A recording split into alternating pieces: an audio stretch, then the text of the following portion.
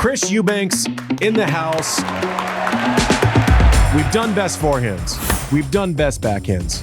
But where does it all start? You gotta be able to throw it. And that serve is one of the biggest game changers in the history of our game. I'll go back and forth with you on that. Probably the most clutch player I've ever seen, honestly. No chance. No chance. I felt like he turned back the clock 6 years in that match. And I was like, I understand. Roger's the only other one that I've ever seen have this ability. I had a winning record against Novak. Miracles happen. Andy, you think that's a deep? Like, you would consider that deep? It was deep when he aced me 46 times in 4 sets at Wimbledon when he won. There's nothing I can say to that. That guy can touch his toes without bending. Deep knee bend, too. Deep knee bend. And tall. Equals best server. I don't know what I'm talking about. It'd be like putting on a blindfold, knowing that a pinata was somewhere in a field and trying to hit it.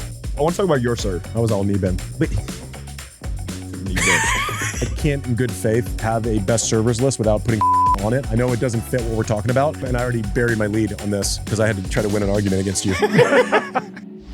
AI is only as powerful as the platform it's built into. That's why it's no surprise that more than 85% of the Fortune 500 use the ServiceNow AI platform. While other platforms duct tape tools together, ServiceNow seamlessly unifies people, data, workflows, and AI, connecting every corner of your business. And with AI agents working together autonomously, anyone in any department can focus on the work that matters most. Learn how ServiceNow puts AI to work for people at servicenow.com.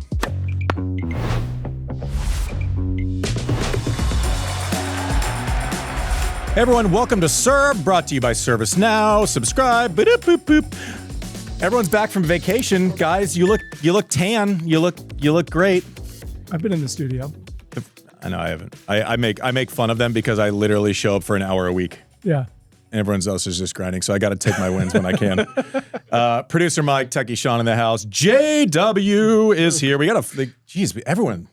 This is. I know, and we got Eubanks in this episode. This is fun. And we have Eubanks. What are we at? Serves now? Yeah, best serves. Boom. Pretty pumped. Let's see how it goes. You guys don't have 12 inches of snow out your window the way I do. Charlotte doing okay here in this blizzard? We're dry. I don't know. I don't want to rub it in, but I was in JW. He's the guy. Like, you text him like New York, say, hey, do you have a good sushi recommendation? And he gives you like the not typical place. He has an answer for everything. It's just fantastic. Yeah. Did you go there? Good rec. We couldn't because my friend, but like it started, they only start lunch at like 1 and we had something at 2, so we couldn't do it. But it was like, you write a text like, hey, any good recs? And there's no doubt that he's going to give you like a great spot in a tucked away location. Yeah. He does New York City the right way, in my opinion. John, have you done Sendo yet? This sushi place, Sendo? Yeah. Oh, I was going to do, I was going to go and I's favorite. Reverse and tell him he should take one of those petty cabs are the best way to go around. They're only $3 a minute. There's a place called Bubba Gumps at Times Square. Amazing. I was going to get, so instead of doing John, what place did you recommend, JW? Or are you not allowed to say Tomo. it? Tomo. I'll say it. Yeah, so I didn't take his genius rec. Instead, I went with the pedicab to Bubba Gump and took a picture with the naked cowboy. And Elmo. And yeah. Anyways, well, it's good that we haven't lost our stride and we still get off topic very quickly. Yeah, here we are. Let's try Racket Rundown, brought to you by Wilson, because there was actually tennis played. Yes. This week. Carlos Alcaraz wins a tennis tournament. What? Nuts. No way. In 50 minutes. 2-1 in the final. Like, it was one-way traffic, right? Like, he dropped a set. It's just when he gets to those latter stages, he might lose to Van de Zandschulp sometime. Maybe not anymore. Like, it used to be like, I'm inconsistent. Now all he is consistent. It's just we conflate that with like flashy. If you're flashy, somehow you can't be consistent also, but he is. So that narrative is dead. Like, I think that's, if someone's talking about his lack of consistency, they're just attached to what the conversation was 18 months ago. Just dominant. Like, it's so hard to beat. Like, I don't know that I could beat anyone in the studio 2-1 in 50 minutes, and he's doing it to the best players in the world. Like, it's just phenomenal. How you defend against someone on a full stretch on a backhand side, hitting an up the line drop shot perfectly.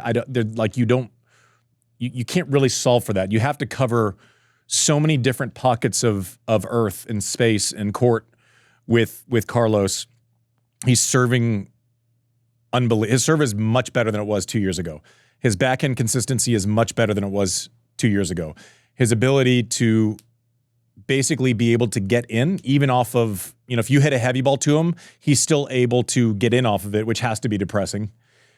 So if he's in full flight, unless you're someone like Raonic who can just beat him to the punch sometimes, I don't know what to do. You hope there's a certain element, and I used to feel it when I was playing the superheroes. It's like, okay, it's a really intimidating prospect to think that I have to execute almost perfectly, and I need them to be off by 10 or 15%. And I think that's where Carlos is now. JW, that's pretty straightforward, right? Did you watch any of that final? I mean, that was just highlight reel tennis, and it wasn't as though sometimes guys get into a serving groove.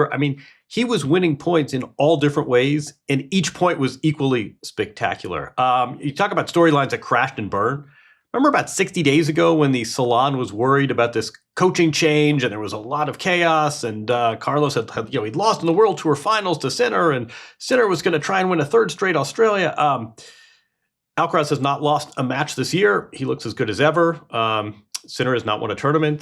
This is an interesting. Rivalries are sinuous, right? They go up and down, but right now it does seem like Carlos' time. And also, we talked about this before, but I do like his opponent in that final. That was heartening to see, was it not? And I'm gonna this thing will ebb and flow. Just so we're clear, anyone who's putting too much stock in Sinner losing in Australia and here, just not get carried away. He's very much in this conversation and will be very much in this conversation.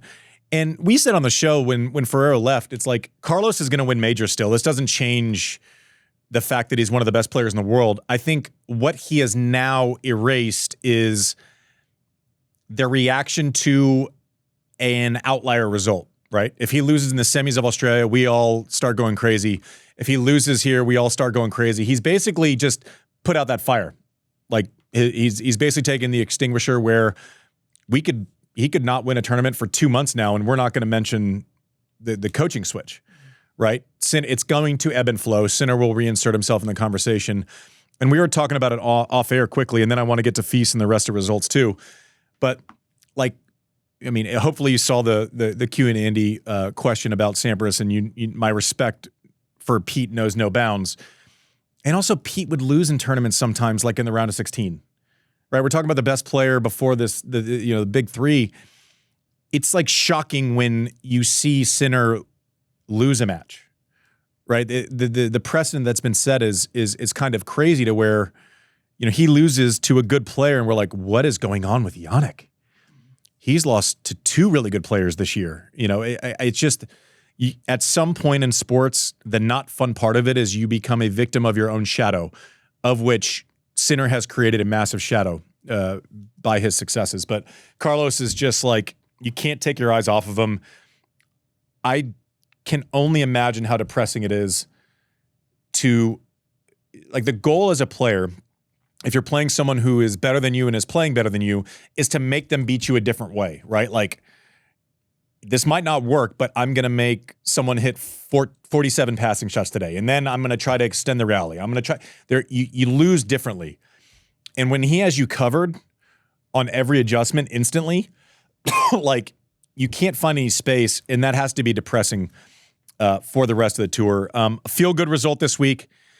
Seb Korda over Tommy Paul, not because we love Tommy Paul, but just whenever anyone has injuries to the point of 3 and 4 years, and it's plain as day when you see Seb play that when he's healthy and he gets 2, 3, 4, 5 months of tournaments, he ends up winning tournaments. He just does. He's a great tennis player, but the stop and start nature and the body not holding up is an issue. Now, when you win 70% of your total serve points and you win over 60% of your second serve return points, you're going to be dominant. And that's what he was in the final. And Tommy's not someone that outside of, you always kind of refer all the conversations back to the big two, right?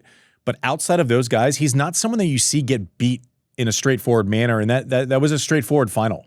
As straightforward as you get in a final, 4-3, and the secondary stats wasn't as if, he went 2 for 2 on break points, or it was dominating service games, dominating second serve returns to where Tommy couldn't come up for air anytime he missed a first serve.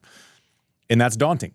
The asterisk on that match is just those were brutal conditions. You've spent time in the Del Rey area. That was right before a storm. I mean, I also think, remember Korda loses to Michael Zhang, the Colombia player, in the first round in Australia, goes to San Diego to play what is basically a challenger event. You know, we say this all the time, right? Winning begets winning, and it doesn't matter if the guy's ranked 500. It helps to get wins under your belt. And now here's Korda winning another title. He fell flat on his back, winning Del Rey on a Sunday. Like, you get the feeling this was a long time coming. This mattered a great deal to him. And now he's back in the top 40, doesn't have much to defend, appears healthy. And all of a sudden, it does not take much to turn. These are not battleships we're turning in terms of career. And all of a sudden, Sebastian Korda looks like this guy will be seeded for Roland Garros. And then who knows? Yeah. And listen, you hear us all the time. We say they need matches. They need matches. They need matches. This is what we're talking about.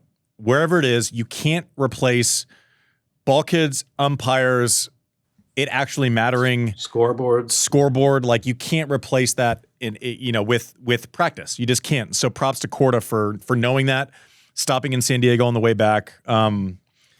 Well, I thought it was cool. Tommy Paul afterwards too, was congratulating him. Yeah, Tommy Paul's just a good citizen. Not the canned congratulation. Yeah. Like, hey, dude, I'm really happy to see you back. You've been through some injuries. Yep. I just thought it was a really nice moment. I think it speaks volumes of who Korda is on tour. I mean, you've talked about it before, and he had another post-match interview. I don't know if you saw this. He was so quick on his feet, but after he beat Caboli in the semifinals, the on-court interview went a little awry. Sean, do you have that clip? Sebastian, congratulations. You've played Flavio 3 times and you've had success with him all 3 times. Why is it that you have had such success against Sebastian? He's a good-looking guy, so yeah. Why have you had so much sex with Caboli?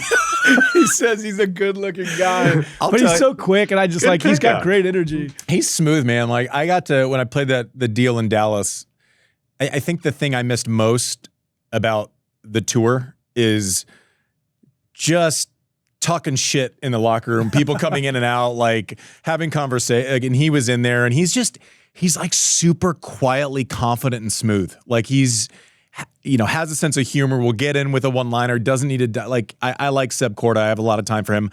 The only wish that we have for him is continued health, right? If he has continued health, he will be a top 10 guy, I think.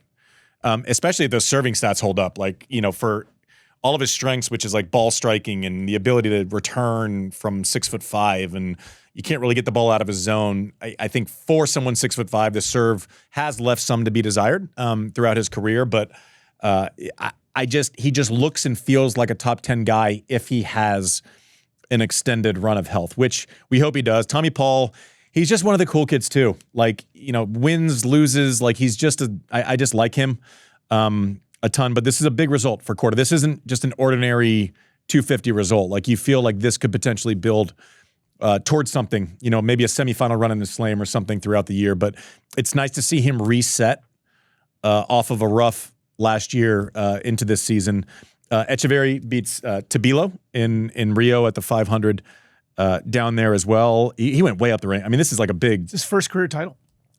Yeah, everyone is that's his first career title? That's what it says on the website. Oh, wow. I would have lost money on that. He did not quite Davidovich Fokina, but he's been a good player for a long time. And when they discuss everyone going, oh no, like the tournaments in the Middle East are gonna draw people away from the South American swing. You know who doesn't really mind that too much? Etcheverry and Tabilo. The golden swing. That's a nice 500 points there. Yeah. And ranking up to, is he flirting with 33 being seated? 33. He was outside the top 60 in Australia. So 500 points. That's pretty good. You got to think I that's... was going to say, you win a 500 and you're having your ranking and suddenly you're in good position to be seated at the next major. That's pretty good. And the 12-month lead time, that gets you into, you're not worried about Australia next year. Oh, that's interesting. Yeah. It's like, that's good timing for a win. And also the 6 weeks. So the way it works is you basically get entered into Indian Wells, Miami next year, 6 weeks in advance. So he's basically just covered up entry into every big tournament through April next year. with that win, not having to worry about dropping out of direct entry. So that's a big win. Congratulations to all the winners. Jess Pegula gets it done. She wins in the Middle East, and she wins on Twitter all the time. She's hilarious. Must follow. She's great. She's like, some people, like, Bublik will say funny and zany things. Pegula is like, she's like super clever and smart. Like, I don't know, she's dialed. Svitolina, Pegula, like, it's almost, they've taken very different routes, but they are kind of like the best players who haven't won a slam. And they're both having great years simultaneously. Jess Pegula is just, I don't know. I'm a massive fan of her. I think she's subtly hilarious. Like, she doesn't need to turn up the volume on her voice to just cut. Yeah, so real quick, so somebody posted on the Tennis Channel, had highlighted that Jess Pegula had made the semis of every event she's played since the 2025 US Open, and a user asked how many of those tournaments Pegula had won. She responded directly on Instagram saying, 0, my friend, Dubai is pending. So she's great. Now one. I love the word, love the word pending. She, hey, by the way, happy birthday. She's 32 today. Yeah. So wow. Big birthday. Did you guys catch also? I mean, this is a great result, and I feel like her tweeting very rightly got her a lot of props. This is a really nice win, though. I mean, talk about a big points haul. Did you guys catch that the same week that she wins this significant title, she was also appointed to be the chair of the architecture committee to take on the WTA schedule?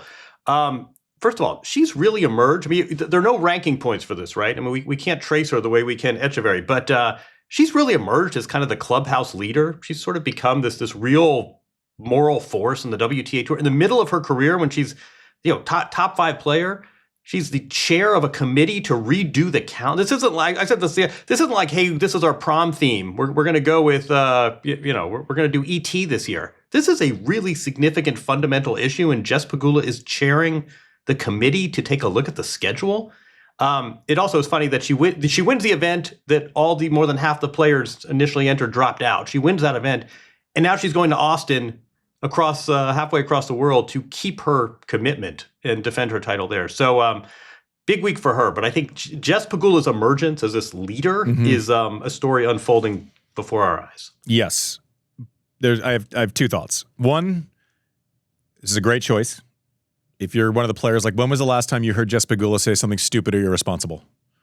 And she has to deal with a lot of, like, dumb questions, right? Just based on the fact that her family's successful. Therefore, like, I would get annoyed with those questions after a while. I'd be like, that doesn't change the fact that I still have to go out and win a semifinal match. Like, I'm not, like, the tennis tour doesn't give you anything, right? So she handles all that shit, like, so well. This is a great choice, and also nice position to be in. If you're on the WTA, you're looking at schedule. You already end 3 weeks earlier than the ATP Tour, so that upside. It's great. Sorry, I won't go down that rabbit hole. You guys have heard me, and I know you all think I'm going to go. I want to do it, but I won't. This is maturity, Mike. Do you think the first thing she'll address, though, is the player images on the WTA website? This poor website, because she also this week posted on X a picture of herself. Sean will put it up, a picture of herself where they clearly had photoshopped her waist, and she wrote, "WTF happened to my body," laughing face, and then she wrote, "Thank you for giving me the waist of my dreams." What and is I think that? Pieces of my arm are also missing. Not sure what happened here. We'd like to say the WTA website has already been corrected, so kudos. How does that happen?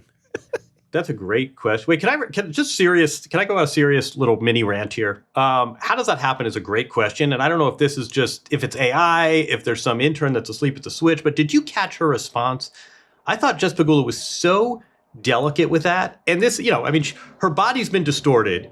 This is the same week that, Mark Zuckerberg has to defend that 1 in 3 girls that looks at Instagram, it's harmful to their mental health. This is actually a serious issue, and it's body positivity. And Jess Pegula could have said, this website's trash, which a lot of players do. She could have sort of grandstanded and said, listen, we're supposed to be about body positivity and strong women, and these are world-class athletes, and you still feel the need to make us more skinny. That's an outrage. Instead, what did she do? She didn't let it go unremarked upon. She got her, she very rightly got her shots in, but it was delicate and self-effacing, and the message was received, but she also wasn't preachy about it the way I am being. I think big week for Jess Pegula, but I think there's more to that photoshopped body image than just hey, look, they're making women skinnier than they should be. I think this cuts pretty deep. Yeah. I mean, I think luckily they changed it pretty quickly, and hopefully they're doing a full review of their full website. But Andy, you've had something like this happen to you before in the past, which we found on the internet. Yeah. And not to follow up, John, with your serious note with one that I think is comically hilarious. John, have you seen this cover of Men's Health with one Andy Roddick? It's a long time ago. It was almost 20 years ago. Physical prime. Take a look at this. Look at those. Whoa.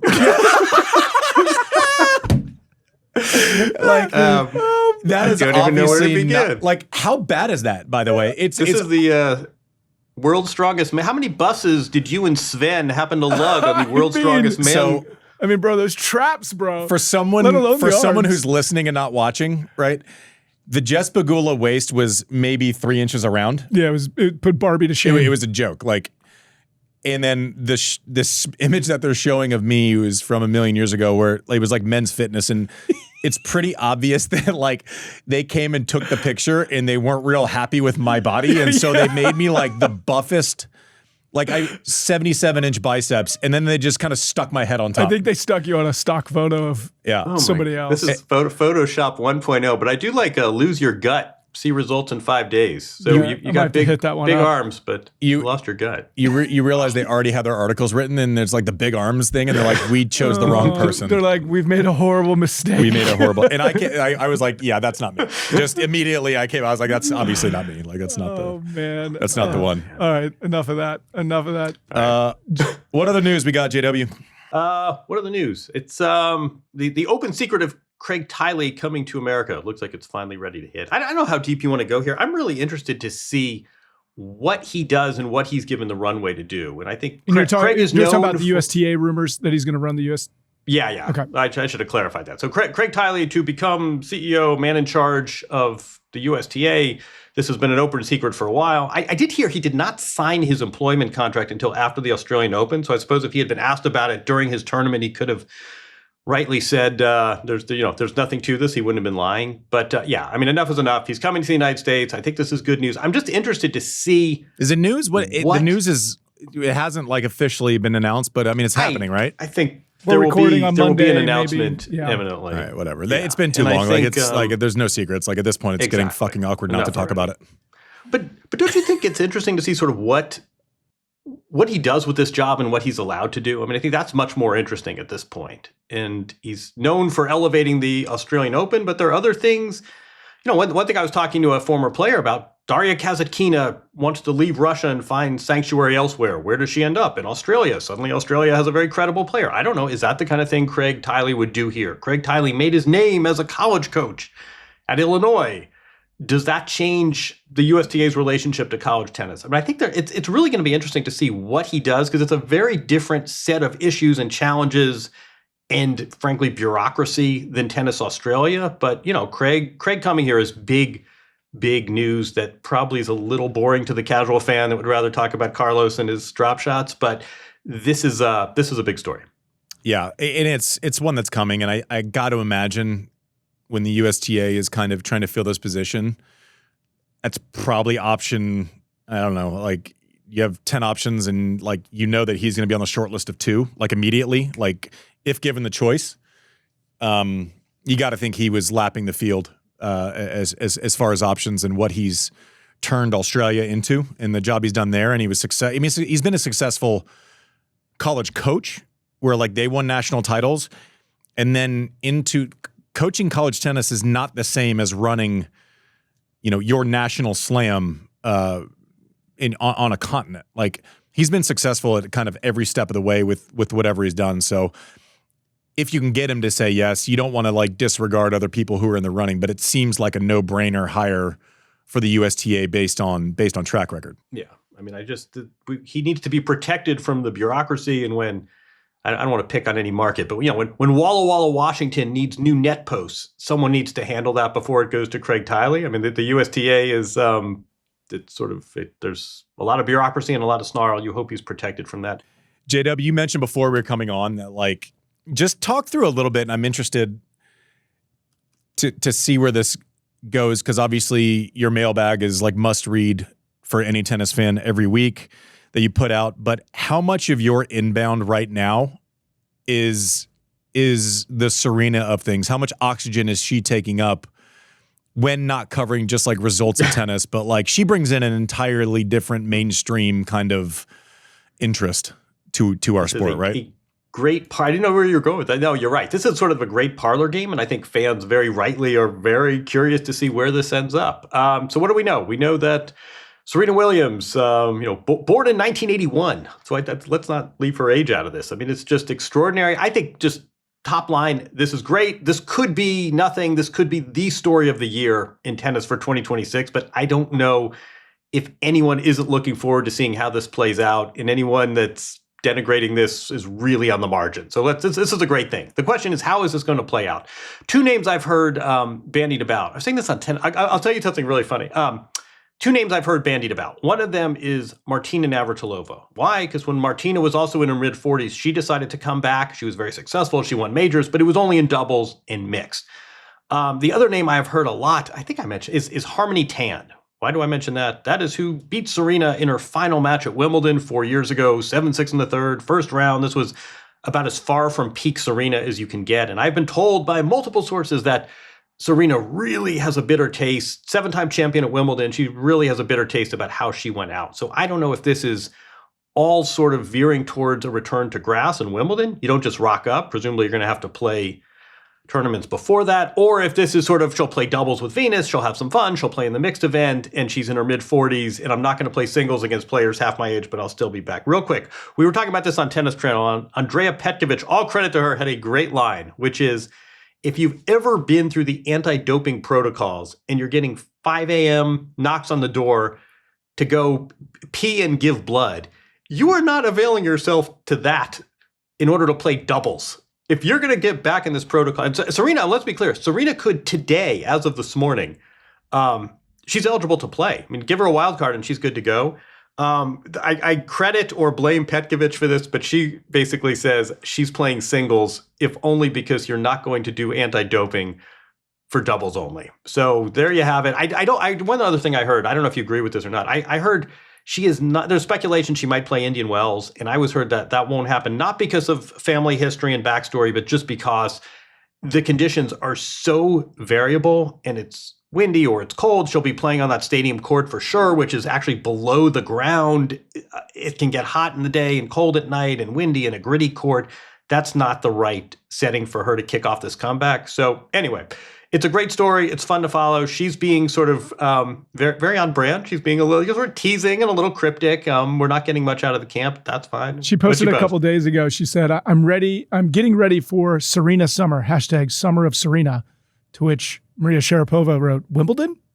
Yeah, I mean, great fun. She's saying Summer of Serena, right? So Indian Wells isn't in the summer. Listen, she's what telling do you us. think? What do you think? Listen, Exactly. listen. What Petkovic says is correct. Now, the only caveat I would side with her if we were putting $10 on it. Like, I think she will play singles. The only caveat is if you have a sister and you have this decades-long relationship with tennis, and your sister says, I'm going to leave at some point, I would like to play with you one more time. Like, I chose to re-enter doping protocols for my friend Marty, right? And it's not my sister Venus. So, yeah, like, yes, but there's just no chance of I'm not Serena Williams.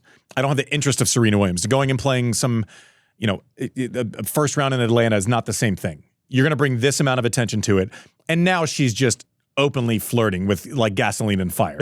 Yeah, she's having some fun. She will be on a professional tennis court this year. Like she will be. She will be. You do not. That's awesome. Doping protocols suck. Like they're the worst. They're the biggest inconvenience. We should do them for like a month. Ever. For the staff. Yeah. I don't think we'd like the results. We would all fail. Exactly. Can you do 100%? Delta? She's going to play, and now she's just openly like, I haven't served since 2020. Like that one bullshit. She posted a video. She's like, my arm. Yeah. I was like, give me a break.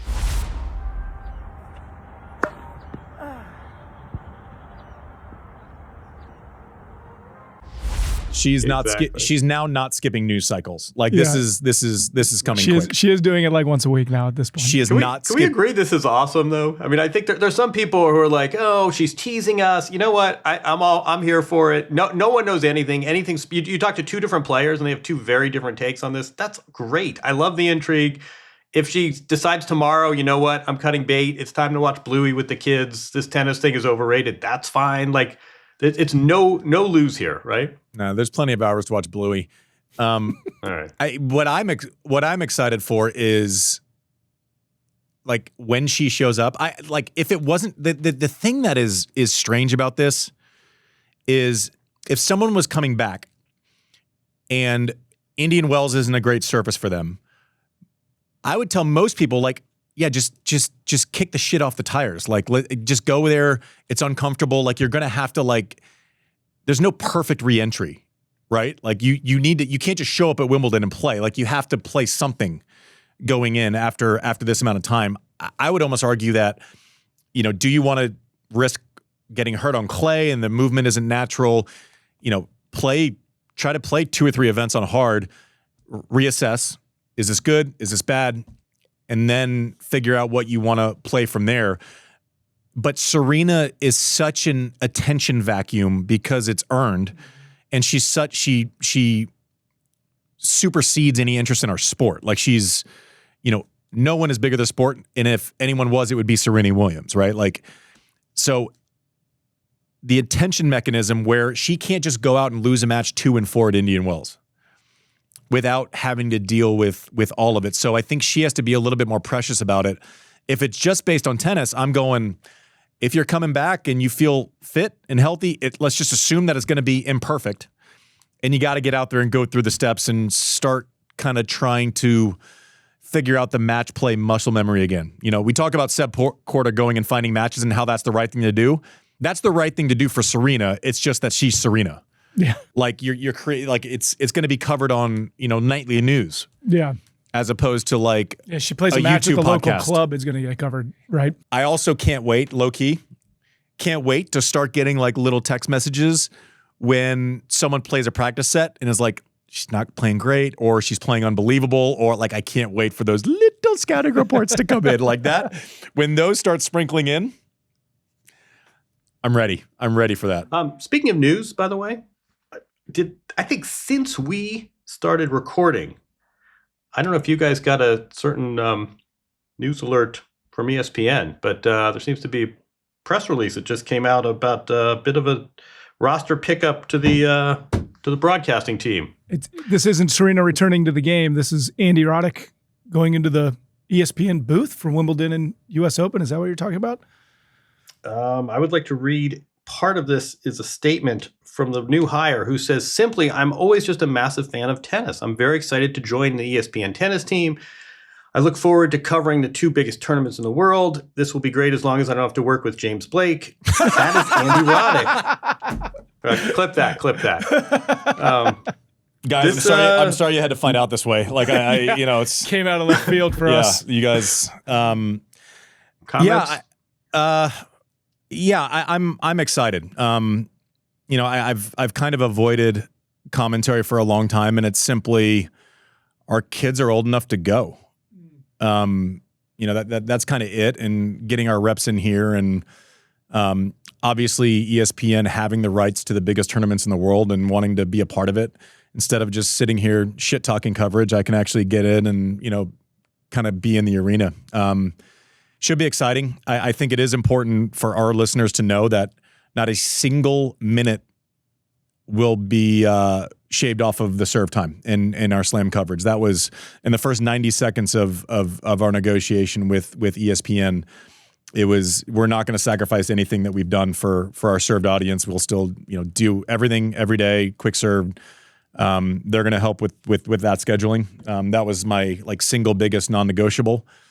And yeah, I'm just excited. I like you mentioned James, and obviously we're being facetious there because Eubanks is a great friend. You'll hear him on the other side of us talking about who the best servers are. James is a great friend, and I don't know, for the first time, I'm kind of excited to jump in. It was a big negotiation, trying to marry like what we do in this room where we just do anything we want versus, you know, signing a contract that literally has Mickey Mouse on the DocuSign is your check's literally going to have him on it. Is interesting, but I don't know. I mean, I don't know what else to say. Yeah, we're excited. I'm excited that Great. now Congrats. we Congrats. I'm excited now we have an excuse to go over to Wimbledon the whole 2 weeks. I'll be like, I gotta figure out how to technically pull off these quick serves from Wimbledon. I mean, I do. What the fuck is your excuse? What are you talking about? Yeah. I'll just be there to support you. Oh, good. Yeah. What I need is I don't know. I'm working with a different producer. This is like a whole. Are we gonna be okay? They won't be as good. Are we? Yeah, exactly. With some suit. Got nothing to worry about. They won't wear hoodies to work. I know. Like my biggest stress point is like I have to wear clothes. Like I can't wear a t-shirt. Maybe I can. Man. You wear need new Psycho shirts. I You're not gonna have to wear a tie. You're gonna have to get new I'm shirts. not wearing a tie. All right, good. Just put that out there. On the other side, Eubanks and I talking about the best serves ever. Thanks for watching Served. AI is only as powerful as the platform it's built on. With the ServiceNow AI platform, your AI, data, and workflows all work together, connecting every corner of your business. To see how you can put AI to work for people, visit servicenow.com/AI-agents. All right, welcome back to Served. Chris Eubanks in the house. We've done best forehands. We've done best backhands. But where does it all start? Got to start with the serve. You gotta be able to throw it. Serving is a little bit different. Just because like we talk best backhands and like kind of everyone now has a pretty solid backhand. Yeah. Where there used to be, you know, like I could get away with not having a good backhand, right? And still be, you know, good in the 2000s. It's almost the other way around. Like I think the prime for servers, and I'm curious to hear your take on this, like you go through the 90s, there's some massive servers like that we don't mention enough, and like we can get to why we think that is. The other thing that I think stands out with the serving lists is the best backhands, the best forehands. Pretty much everyone we named in those episodes were top 5 players at some point. Yeah. There's some people on the serving list that'll be a little bit lower down those rankings. Like were maybe never top 15 or 20. So anyways, that's interesting. I don't know that we need to separate this as much. We used to, for the other shows we did, I had up till 2012, you had afterwards. It was generational. I feel like we can kind of mix this all together a little bit more because I kind of want your commentary on, obviously Pete's going to be on it. And like, I think we can open this up and not kind of make it my generation, your generation. Just start us off. Who you got? Oh, do we want to go chronological order? Do we want to start at the beginning? I'll start. How do you start? Here's what I'm going to do. Because I didn't want to start with who I was going to start with, and then you were going to go 10 years before that. Because I know who you're going to start with. We're an open game with. All right. So whereas Rafa changed the game, he came in, forehand, spin like we've never seen before, right? One of my first memories, I was 3 years old, but watching highlights when I'm 6, is this kid out of Germany, 17 years old, winning Wimbledon, wins queens, catches a heater, wins queens, wins Wimbledon, is hitting bombs, diving everywhere, just completely dynamic with the way that he served, the way that he jumped off of 2 feet. His serve looks like you could plug it in right now and it would be how guys served. Like it is like are you kidding me? The knee bend and he the thrust landed on the into right foot, Randy. He landed on the right foot. I'm talking. Get the racket in the right position. Turn the shoulders. You're not shoving it straight. It has movement. Like he was the guy who was breaking off slice serves. Yeah. True. Like true. It was a like the serve itself. I don't care about what foot. Like Becker can land on his head, and that serve is one of the biggest game changers in the history of our game. Yeah, it completely changed tennis because like we started to see he was kind of the first. I felt like who had that weapon that was just. Lendo had a bomb. Doesn't get talked about. Lendo had a bomb. Becker changed. Everything. Lendo had a bomb. Becker, I felt like, was the guy who, when you came on court, your entire game plan and your scouting was based on that serve. And Andre talked about it at great length, even in his books, about having to try to read Becker's tongue to know where he was going to serve. Like it was one of the best tennis stories in history. By the way, you went on court with Boris Becker thinking, "How am I going to deal with this serve?" And that's where it kind of changed, and we started to see players who came on the back of that, who also were saying, "You know what? If I can perfect the shot that I have complete control over, complete and utter, 100% is up to me. If I can perfect that." I can have a pretty good career as a professional tennis player with that shot being the focal point. And I felt like we saw a generation of servers kind of come after 100%. Becker because you got to see, hey, guy's athletic. He's diving all over the court. He's winning Wimbledon. If I can get a really good serve, maybe I may not win Wimbledon, but I'm shooting for it. But if I don't, I can make a living with that being the focal point of my game, not focusing on, the other areas. Let's make sure the serve, the most important shot in tennis. I felt like he kind of started that trend that you started to see after. Yeah, I guess I'm beating this point to death, but there are certain people.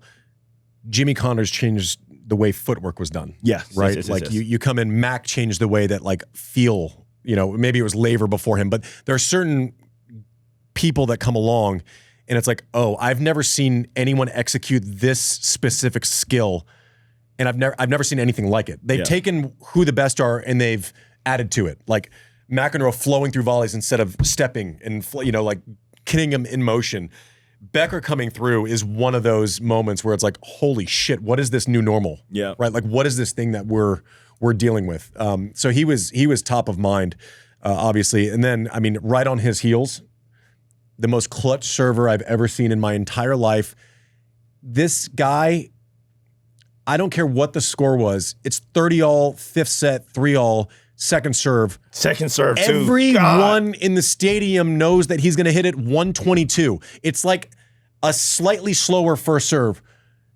Probably the most clutch player I've ever seen, honestly. Forget serve. Pete Sampras. Yeah.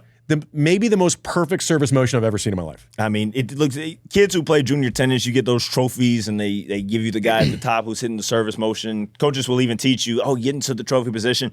Pete had the perfect trophy position. And I love talking to so many older coaches and older players who talk about I feel like Pete has probably the most stories.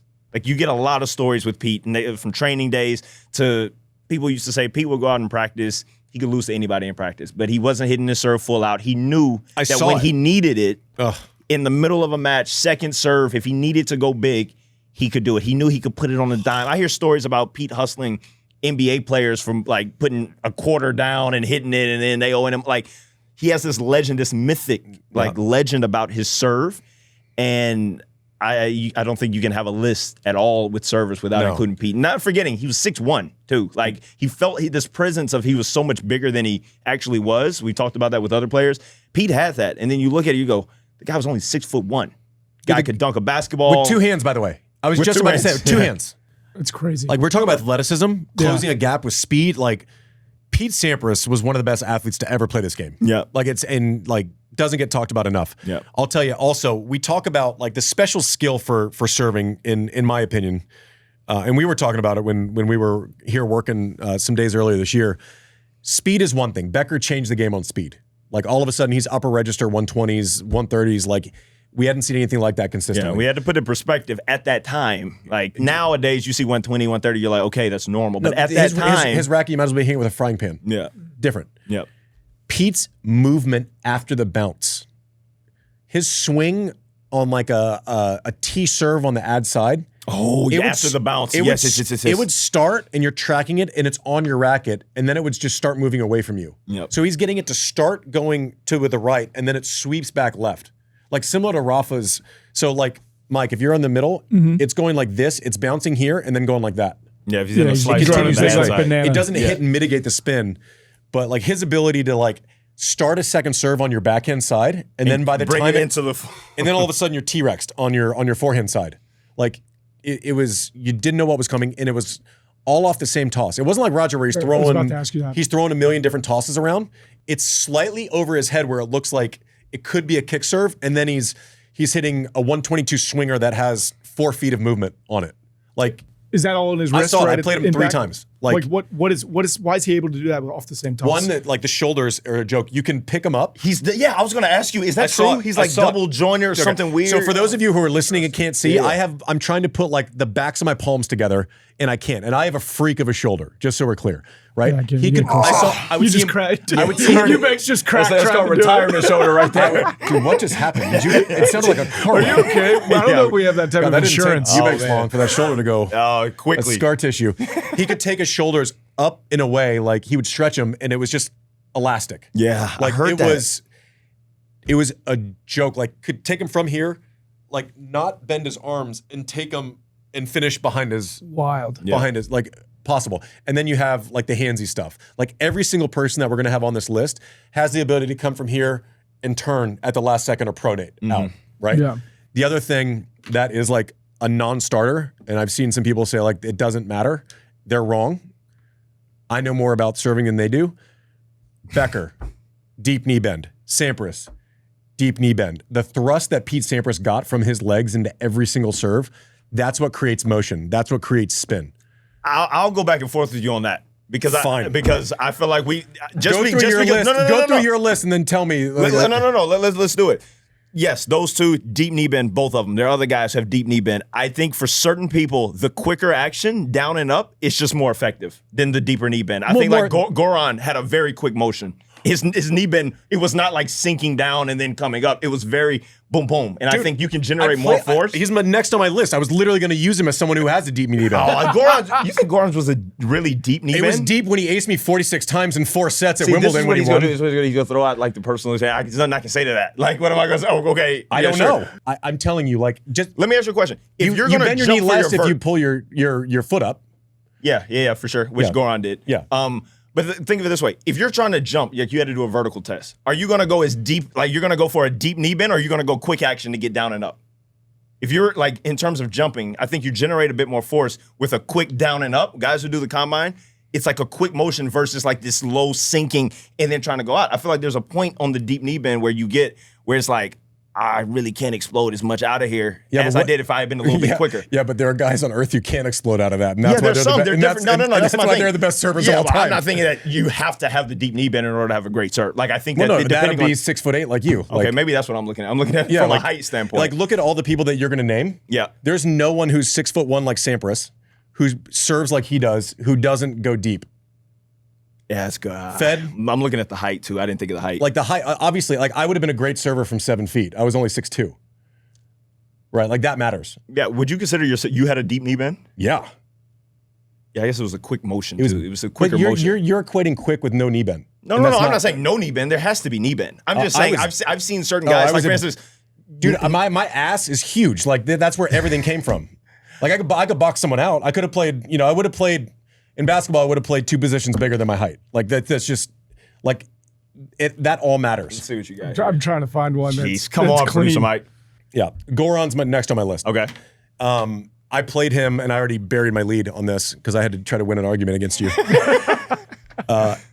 He would toss it over his head this way, be going this way, and then would hit a slide. Like, he hit, I don't know what the exact number is, he hit over 40 aces against me. I played him the year that he won Wimbledon. Oh, that year when he was like 120 or something, he came back? Google Goran Ivanisevic knee bend, and we'll put up the still of him playing. Please do. Please do. He slings himself forward. Well, no, this is the other thing we have to do is you have to remember he had 6 knee surgeries by the time this photo. You notice how there's more caveats coming out. There's a lot more. Look. Andy, you think that's a deep? Like you would consider that deep? Well, one, he's tall. Let's just ask it with the height. Sure, like, dude. I'm looking at the guys. Give with me good a 92, height. And like it's very different. Like he was a man. He was a mannequin by the time he finished his career. Yeah. It's deeper than that one. Yeah, right. It's a little bit. That one. Okay, all right. To your point, the height makes a difference compared to anyone else who's 6'6" or 6'7". Fair. That's deeper. Fair. Obviously, height matters because we're about to get to that portion of the show. Okay. But Goran, as far as like leftiness, he could almost hit like an inside-out serve away from you on the deuce side, and then you had to respect his lefty cut also. Oh, because like of the pronation. His ability to kind of toss it.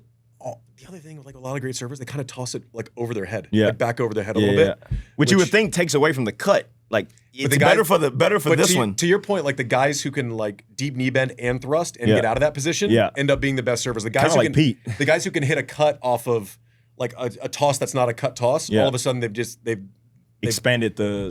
They've made you like into a mannequin. Goran, I literally spent 3 hours just walking sideline to sideline.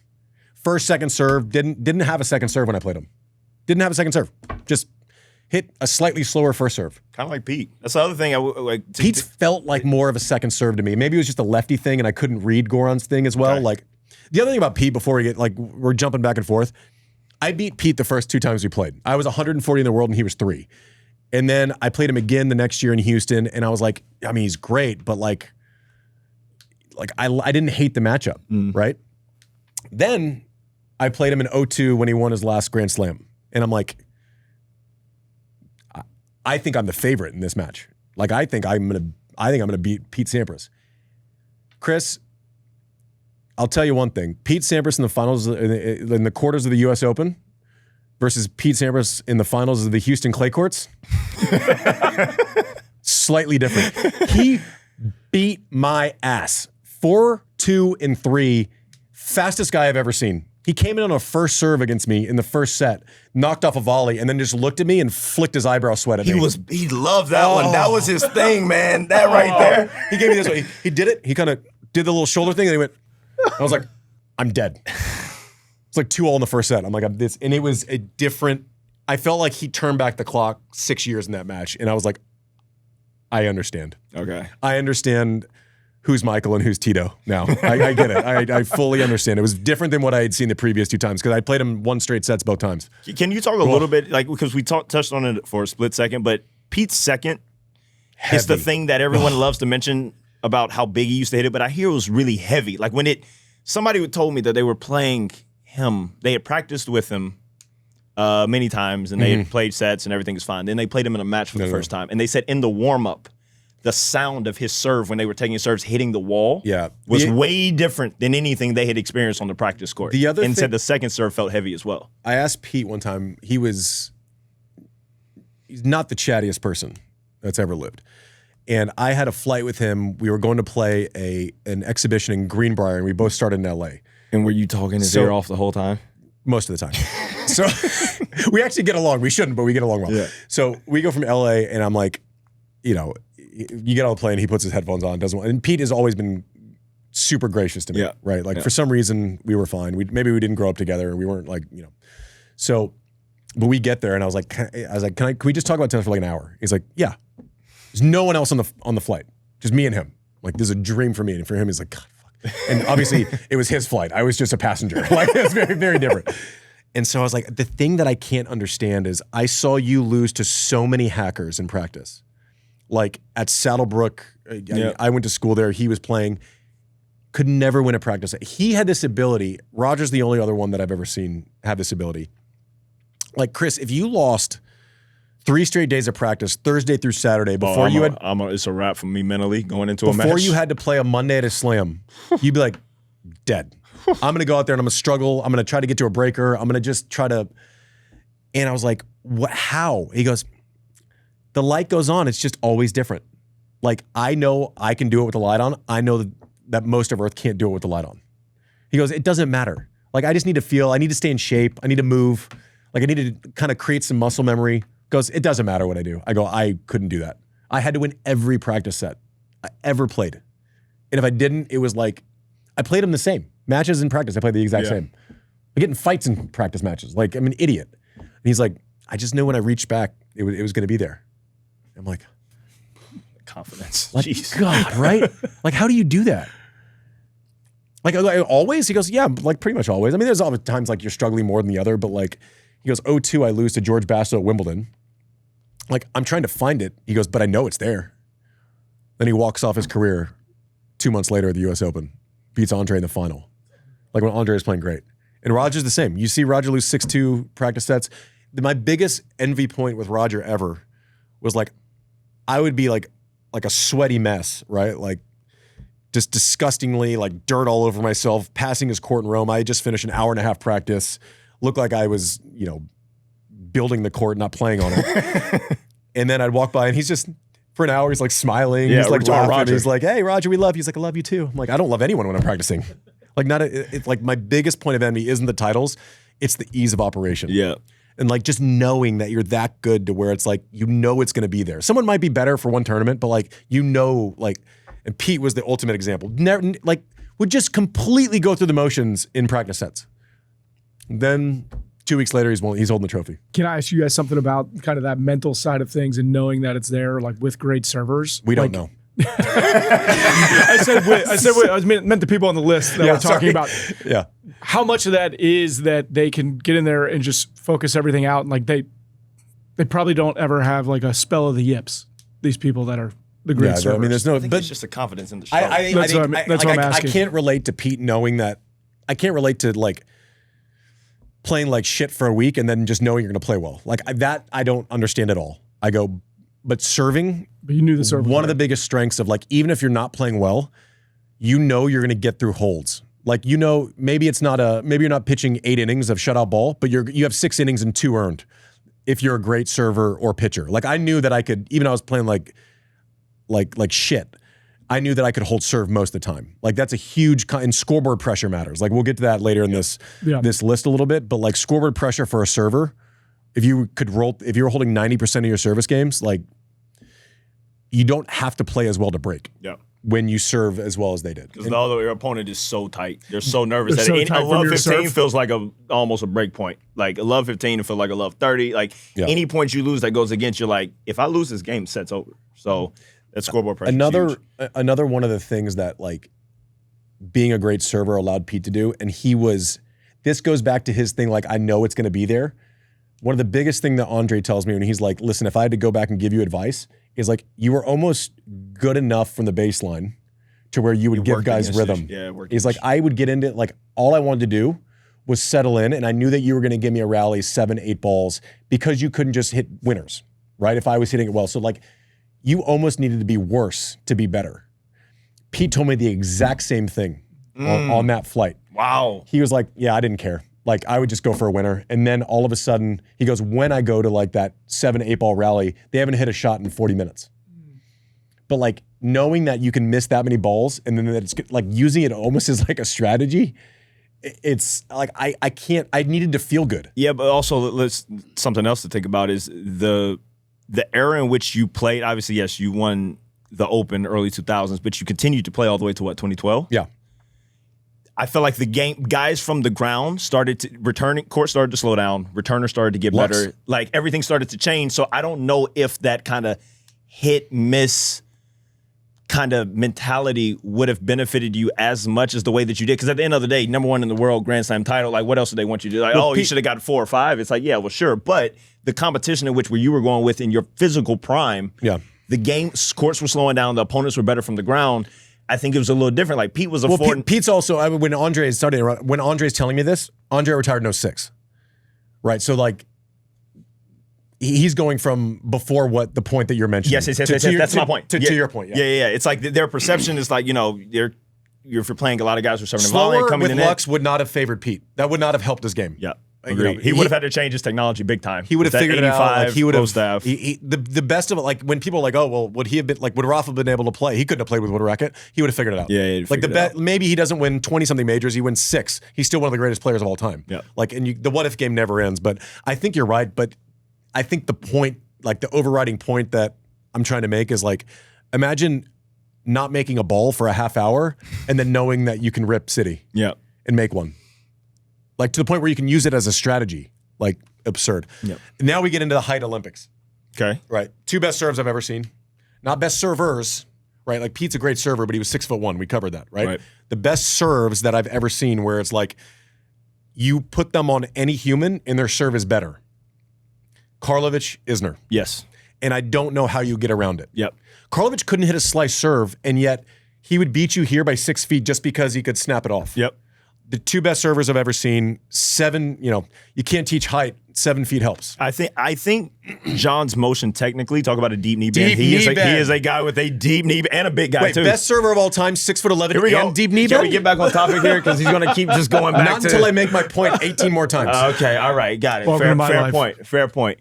But I think if you take John's serve, you put it on someone 6'3", his motion from a technical standpoint, it is one of the most sound. We talk about Pete's, he has the platform motion, he doesn't move his foot up, but John's his service motion, you could take it at 6'11", 7 feet to 6'1", and it's still going to be an incredible serve. I agree fully.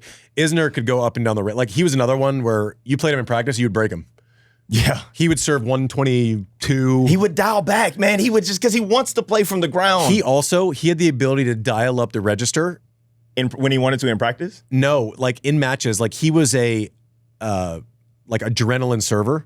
Yeah. Like his second serve when like the chips were down, he would and also like Pete's second serve, we didn't get to finishing the point. It like tumbled at you. Yeah. Right? It wasn't like a break kick where it's like lands here and spikes that way. It was like a tumble. You had to cover 115 on the ad side tee, and then also he would go, 112 kick wide, Yep. right? But it was a fast second serve. He beat you with pace on the second serve, right? And the fact that you couldn't sell out completely to one side. John Isner hits kick serves where it's like he would hit it and you would just start laughing. Yeah, so true. So true. No, like he would hit one and it's like you could be leaning there. It's nothing He made you look stupid. Like it'd be like putting on a blindfold, knowing that a piñata was somewhere in a field and trying to hit it. Like it was crazy. so dumb to the point where when we would practice and like warm up for him, I remember Larry Stefanki standing 3 feet inside the service line and literally just hitting down. Mm-hmm. So the other thing as a returner, like Pete had a massive serve, but you're striking it in the same place that you would strike most returns, right? Yes, it's like, yes, the strike It's zone like is by just- your, yeah. just below your shoulder or something. Maybe a kick gets above.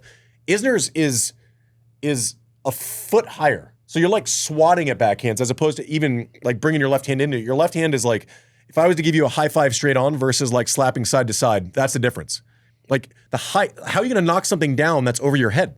And that's coming from being 6'11". It's a Just joke. being 6'11", and then so the counter to that is typically you have to get in closer. You got to get in a little he'll bit run it inside the into baseline. him. And now once he sees that, say you get on top of one He or can two, hit it all spots.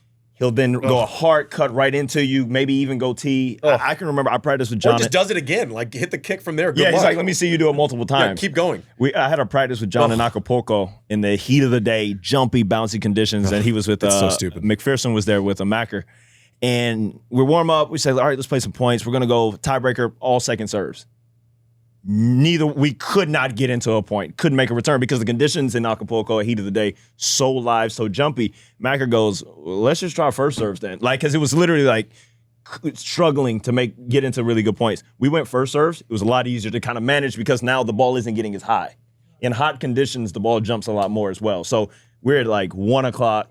Heat of the day, balls are jumping even more. Well, neither one of you is like a knockdown pinchy returner either. Yeah, exactly. Like you're not like melting them into there. Like you guys are exactly. So kinda, we're both sitting there just fighting for our top life. 5 returners of all time wouldn't be Eubanks and Isner. I'll tell you that much right now. Like, I mean, yeah. But the there more are we- other factors. Well, with this, yeah, yeah. other factors, but I will say the quality of returning got a lot better when we started going first serves because Yeah. now it's just coming hard more in the strike zone that we're used to. Now we can block one and get into the point. To your point, like if you put John Isner's serve against an amateur and told him to hit one 140 at him, they're more likely to get wood on it than if he Yes. hits, Yes. hits If a you give him a 107 kick. Like it would be like you'd be like, because they just go further back. They're just I'm gonna You'd stand have at the no fence idea. and then try to like no idea. block Like it would one. be the dumbest thing you've ever seen. Yeah, but agreed. like we can say it's not like well, can the best server not be Pete? I'm like, yeah, like the best serve of all time is Isner and Karlovic. Now the best server, like pitching a ball game, chips down, like all that, like I don't know how to differentiate between server and like the best serve. Yeah. Because they're different. And I want to get they're two guys. It's like Randy Johnson and Greg Maddox. Correct. Yeah, great analogy. Like Greg Maddox doesn't have the best stuff of all time.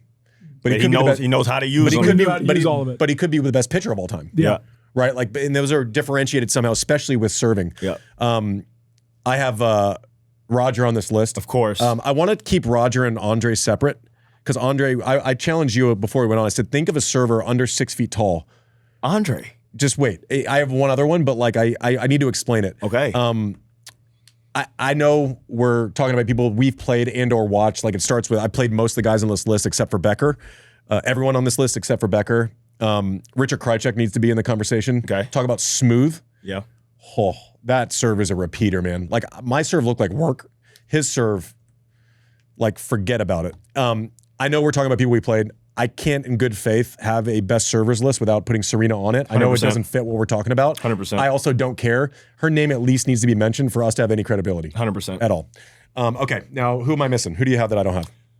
I've got somebody I didn't watch. I don't know if you watched, but the legend of him kind of lives on. Wayne Arthurs. Oh, joke. Lefty Joke. said he was serving 140 at a time in like the I'll tell 90s. you, I was played like, him. what? I played him. I played him 3 times. Okay. 100%. It was that big. It He was wasn't serving no, no. 135, 140 miles an hour is the way that. the big like my whole thing with all of them, like, and this is from someone who like is known for serving hard. Yep. The movement matters. Oh, yes. He was a he lefty would hit. too. He would, and he actually threw. He was a lefty, and he threw his toss out to the left. So it was more of like a cut. It looked like he was going to cut everyone. Yeah. But he would hit a flat one off of that cut toss. What? Yeah. And then I'm about to fuck you up even more. So then he would hit this little bunny kick where he would hit it about 92, but he would kick it to your forehand. So he would throw it out here, and so you obviously have to check step left, and then he would throw this thing out, and it would hit, and it would not as big as Isner, but like it would have that like jump, and so like you've never hit a kick serve to your forehand ever. Slow. It was the most awkward.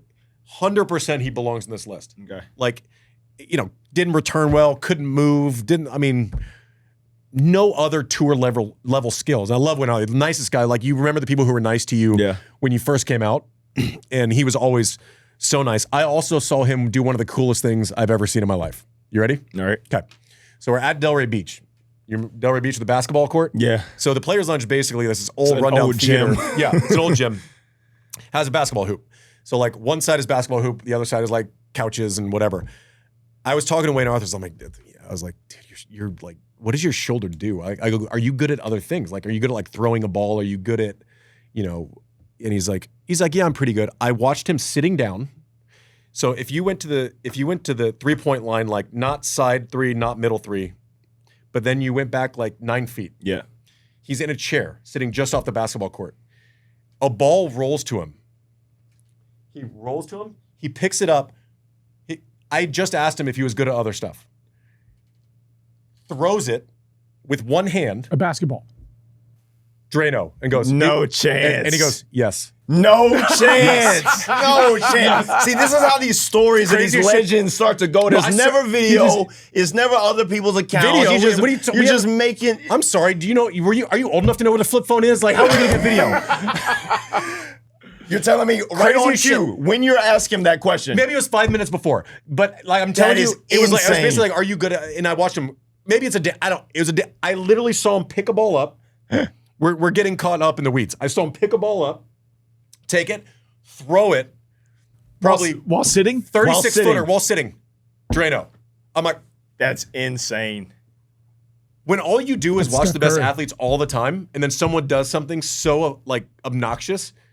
It was one of the craziest things. I'm so happy you said his name just so I could think of that story. And he was so chill about it. Like he did it. No, he like gives you a smart. He's like an Aussie laid back guy. He was the joke. He knew he was a great server. He's a great dude. Like he knew like he wasn't going to win a lot of baseline games. Like he wasn't going to win a sprint.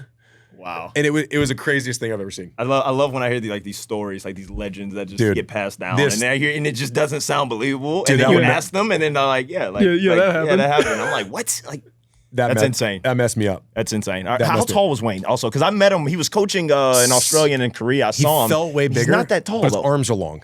That's another factor in all of this. Okay. You got those long arm guy. He was probably 6'3", but his arms were like 6'7". Okay. So it was. Anyway, so I'm going to save Roger and Andre because I want to explain this. I can fly through some of these. Do it. Milos. Oh, a joke. Got to throw Milos Talk in about there. long arms. Talk about big guy, long arms. That guy can touch his toes without bending. Deep knee bend, too.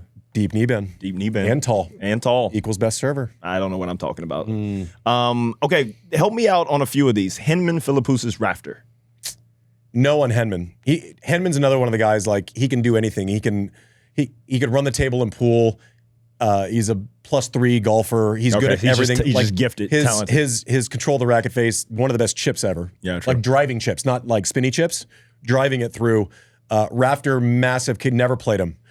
Massive kick, though. Everyone always talks about the kick. Massive kick. Yeah. But also, like, jumpy. Like, it would almost stop and then take a turn. At a time in which the courts were faster. And so for those who don't like, the faster the courts are, the smoother they are, which means the harder it is to get the ball to jump. He had, like, the big tumbler, too, though. Yeah, well, I'm saying, like, if you can make it kick on a slick, fast court, like, that on an Indian Wells slow court is jumping over your head. He would, like, he was one of the ones who could, like, tumble it into Andre. Like, but he's also one of the most athletic volleyers. Just absolute, just units. Yeah. Not like, and Rafter's one of my favorite people ever. Like, he's just like a dude. Yeah. Like, he's great. But he's not like a ballerina like Edberg. No. You know what he is? He's like Rafa, but a serving volleyer. Yes. That's a what he is. Great comparison. Who else did you have? Philippoussis. Bomb. Had him written here. When he first came out, you felt like you were watching Becker again. Really? It was like he would thump the ball. Like, off of both sides. Like, Pete would like pure the ball. This guy was just blunt force trauma. I didn't play him when he was like prime. I played him after he'd had, two knee surgeries. Okay. Right. Sent me a text the other day. Apparently has like a new clothing brand. So shout out to Flip. Go look that up. We can see. We'll get in the next show notes. But one more before you get into Roger. I want to talk about your serve because like we talked about pound for pound. Like you I feel like growing up and watching you, you were like the first guy that I remember that wasn't that 6'5", 6. I used to hear about the Krajiceks and the Gorans and these guys who were dominant servers. I was all knee bend. But back to the knee bend. But like in terms of a guy, what are you, 6'3"? 6'2". 6'2", coming out on court with one shot. Like in terms of, we talk about like, what do the opponents fear? What do they think of when they see Andy Roddick coming across the net? It's the serve. Like that's, and a guy who's 6'2", with the ability, obviously physical from the ground, you were in great shape. You had a rocket of a forehand. But I think it was the serve that built this studio. Yeah, I was like, straight up. Like it's the serve. And I know you don't like talking about yourself, but just as someone who's watched and kind of gone back and looked at the video and compared to other players, I'm like, the guy was 6'2", coming out there dropping off. What are you, like top 5 or 6 in aces, like in the history of the ATP? Like no idea. Just dialing up spots whenever you need it. And it's like your mentality on your serve. Did you go on court feeling like, well, I know you spoke about, when you work with coaches, you told them, do not mess with my serve. No. I got that. So you knew that your serve was an all-time great serve. Yeah. I'm assuming. I always think like the great servers, you can almost like, if you snap 3 times, you could start timing them and it's never off. Okay. Right? Like, so I knew like, I would almost like do a silent count. That was my only training mechanism. The first 3 or 4 serves I hit, it was like 1, 2, 1, 2, 1, 2. And I could get that going over and over again. I knew that I could create spin margin. Right, and because I could create that spin margin, like the big serves were great. Those are table setters for the cuts, the slices, and the kicks. And so like my ball was never coming through the same way. So you use the missile to set up the cuts and not the cuts to open up for like the bombs? Chicken, depending on who you're playing, is chicken egg. Okay. Like if I play someone, if I'm playing catching strays here, and sorry, if I'm playing like Lopez, I know that I'm like Feliciano. Yeah. I know that I'm probably playing 65 or 70% wide. Yeah. Right? Like, because then I can approach if he gets it. But like, so it depends on who you're playing. Off-speed stuff works more against great returners. Yep. Agreed. Like you can't just bowl over great returners with a straight ball. I don't care if it's 147. Roger, there's like a famous one where we were playing the Quarters of the Open At one the year. Open. Oh, And I remember that. I put one like 143 at like 5 all in a breaker. Backhand, right? Backhand body return right at your feet. I was like, just like okay. shank. I was like, I don't like. He knows. I don't know what I'm doing yet with the serve, and he already knows. Yeah. Like he's already chosen what I'm gonna do, and I don't know what I'm gonna do yet. Yeah. So I'm like, all right, I'm going heat backhand. Like this is, I'm just gonna let's dance with who we brought. Bomb 143. His racket moved about this much. His face was loose At contact. You've talked about this, the slow-mo shot of that. and he put it. Oh, the offensive, the Aussie cameras, the slow-mo cameras. Have you? Yeah, I didn't see him. Oh my God. That's another side tangent. But he puts it on my feet and it's like, okay, set over. Comes and hits like I just went 143. Then he aces me with like 112 middle. I'm like, this sucks so much. Tennis sucks. Tennis is so hard. He's third on the list for aces. Yeah, I mean, that's a volume thing. He played 20-something years. Yeah. I knew I could create action. The one thing that I think is undersold, people talk about speed, and I think that's maybe the third most important thing. I went an entire year serving, I didn't like lay a lot of serves in, and I served 70%. So like Zverev is doing that now. Zverev's 6'6". High percentage, yep. But I have way more, like Zverev's better at every other part of tennis than I ever was. Movement, forehands, backhands, like all of it. Just leave it. Maybe my chip was better than his. But like my serve had way more movement. Like I can get it. I can do that little check kick that we were talking about. I can do the tumble into the body. So I had like options, and I could control that spin trajectory really well. And I think that was the thing that maybe was different. And you talked about it when we were on court. I thought where you were going to go with it was you were saying people talk about the speed, they talk about the location, but you like to aim deep in the box, which to me was a mentality. I was 6'2". Okay, fair enough. So it's kind of like I'm not John Isner. Yeah, explain that a little bit more for the chuckers. Well, it's very easy. The taller you are, the shorter you can hit it in the box because you're just hitting down on it. And you can create more angle that way. But Andy was saying like he liked to aim near the service line. Like he wanted it deep so that if you were to hit, I'm trying to think of the best way to show. If you hit a 130 and it lands halfway in the service box, you're going to have a little bit more time to get it than if you hit a 123 on the service line. Because the time in which the opponent has to read and react, it's hard to square. It's hard to square. Like we talked about Hewitt. Hewitt served at the back of the box, but he would serve for serves at 102. Yeah. But it was like eating up the back 6 inches. Yeah. So it didn't click and then get up to where you could actually It was still control. it was still on the rise. Yeah. or it just kind of just stayed on the same path. Like Yeah. it's just it's. I also like I think, and this is something that like we'll get to with the Roger Andre conversation, but something I try to do too is like I would move my tosses around. Yeah. So like I would try to fuck people up. Like in the first game, I would go tee off of a kick toss, and then I would go tee off of a slice toss. To just set the tone. Yes. Okay. So it's like, okay, I'm fully guessing on what's coming the rest of the day. I would try to hit the Arthur's, like I saw him do it, and I'm like, I'm going to try that. It wasn't as good as his, but like I could hit a kick toss off of a slice, a kick serve off of a slice toss. So depending on who I was playing, I was very strategic about like, with James, I wanted the slow kick that jumped up and then checked away from his backhand, as opposed to hot into it. Yeah, because so I was very strategic about how to pitch a ball game. So I had the fastball, but like I think I had 3 breaking pitches too, and I think that's the difference. And I think people don't really talk about that. And I think that's the whole thing about serving, right? It's like we talked about Sampras, the movement, Goran, the ability to hit all of the serves every direction off the same toss, right? The ability to basically create an illusion and then go against it or go with it. Right, is a huge, huge, huge deal. Roger, if I had a break point against him right now, I don't know where he's serving. I know where he wants to serve, but I don't know where he's serving. He is not scared. It's like weirdly intimidating. Like like Pete comes in and, you know, pops 134 and hits it on a dime. That's intimidating its own way. Knowing that Roger's not scared to throw in a 98 mile an hour kick serve. On a first serve is wildly intimidating. Yeah. Because it's like you're out in front of it. Like, I don't know how many times like you're ready for he goes flat wide, eats up the back of the box, to your point. The little curler up the tee, which does not eat up the back of the box. It bounces and kind of just starts running away from you. And then like you're looking for those, and all of a sudden he throws in this little bunny kick, and you're so far out in front of it, you kind of like knuckleball one, and it's like the easiest walkthrough put away. And those are the type of returns that happen in matches where fans might look and be like, "How do you miss? Like, how'd you miss that slow serve?" Because I'm like, looking for 7 options. Yeah, it's not that serve. That was the problem. And like you can make that when you get fooled, but you have to stick it, otherwise you're dead. Yep. Like you can't just like I could make it at, you know, Club Dingles and it's not a problem. Yeah. Right, but like he hits that one, you get fooled. You're fooled, and you still know that you have to, like, against Andre, against Roger, against Rafa, against Novak, you still have to stick it.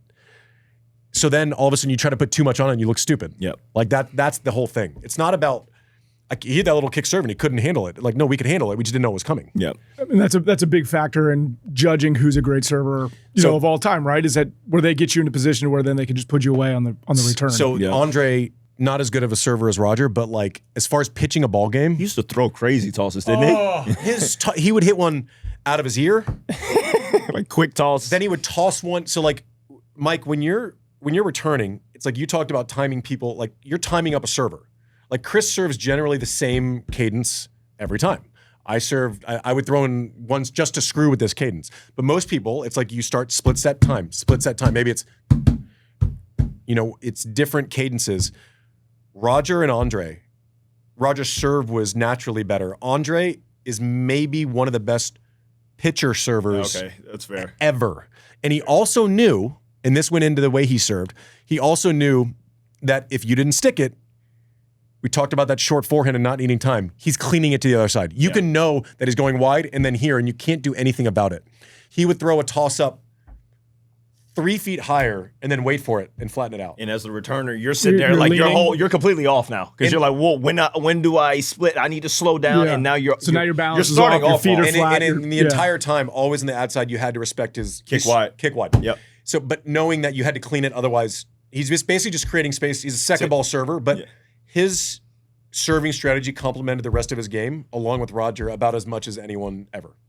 So they are great servers. Maybe not the big, like if you gave me Roger serve or Andre serve, I wouldn't have been a better server, right? I needed the heat. I needed the options. I needed to be like, you know, extra with ability on serve. But like product market fit with the rest of their game, like you give Roger my baseline game and his serving, all of a sudden people can just make returns, right? But like all of those things matter.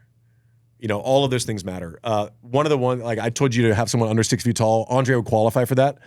But little pop server, like no one ever talks about their serve. Sebastian Grosjean had a great serve. Really? Yeah. He had a little pop kick. On grass, he was phenomenal. Okay. But he was like a good, I don't know, 5'9". Yeah. And it was like he could 129 it to the corners, had all 4 serves, had a little bunny kick. He was a fun server. Who do you have?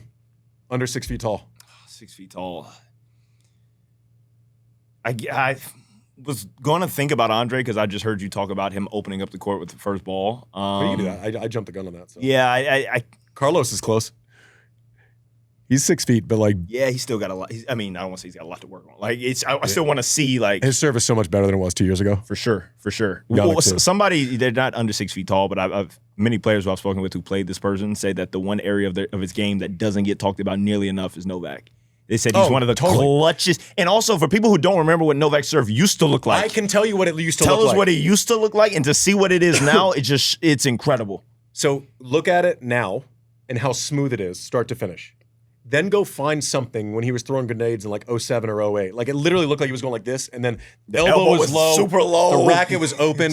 Talk about like the two things, like most improved areas of a great player's game that maybe I've ever seen are both Novak. Serve and forehand. Fitness. Oh yeah.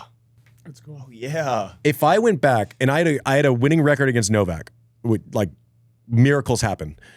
That's probably why. It's probably subconsciously why I retired at 30 because I didn't want to give up that little piece. But like the serve was not good. He would throw the second serve was nothing. Like he used to hit like a little. He tried to hit. He barely hits a kick now. Yeah. Like he runs it in and out, but it was like all disjointed. So his serve over time has gone from less than tour average to maybe one of the best 10 on earth now. Yeah. Like spot serving on a fast court. And clutch, though. Every player, they said anytime you feel like you get a sniff when you're playing Novak, a 15-30, he puts it on a dime. Yep. And it's like consistent, deep in the box. And they say it's consistent like that. And then maybe you get a missed first serve, so you're thinking, okay, second serve, 30-40 break point, this is my chance. 110 cutter. And now you're like, man, I didn't think he was going that big. Like, they say he's so clutch with his serve, and it doesn't, a lot of players who I've spoken with, they didn't realize that until they got on court with it. And they saw they could get a quick little sniff. They might have a chance. Ace, unreturnable, like crazy spots, and then game. Boom. His serve was not great. His forehand was way better at the end. And his fitness, like the only reason I bring up my record is if I showed you my notes from the way that I used to play him. Make it physical.